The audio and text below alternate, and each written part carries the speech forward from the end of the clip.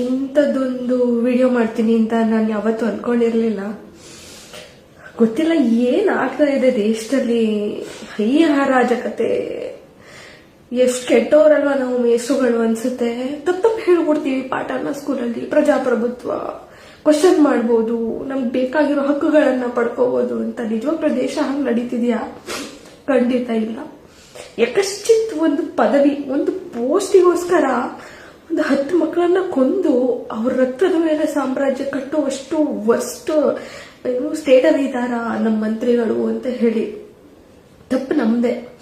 ಚೆನ್ನಾಗಿ ಓದ್ಬಿಡು, doctor ಆಗ್ಬಿಡು, engineer ಆಗ್ಬಿಡು ಅಂತ ಇಲ್ದೇನೋ ಆಸೆಗಳನ್ನ ಹುಟ್ಟಿಸಿರ್ತೀವಿ ಮಕ್ಕಳು ತಲೆ ಒಳಗೆ.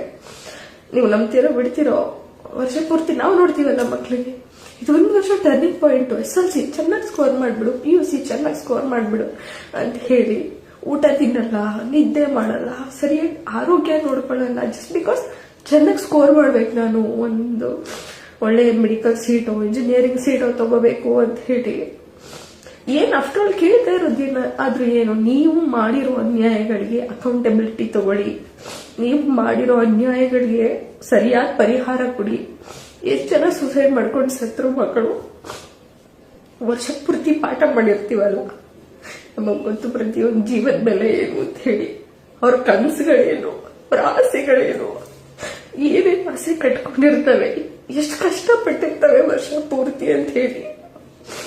ನಿಜವಾಗ್ಲೂ ಇದಕ್ಕೆ ಯಾರ್ಯಾರು ಅಕೌಂಟೇಬಲ್, ನಿಮ್ ಹೊಟ್ಟೆ ತಣ್ಣಗಿರ್ಲಿ, ನಿಮ್ಗೆ ಒಳ್ಳೆ ಸಾವುಗಳಂತೂ ಬರಲ್ಲ.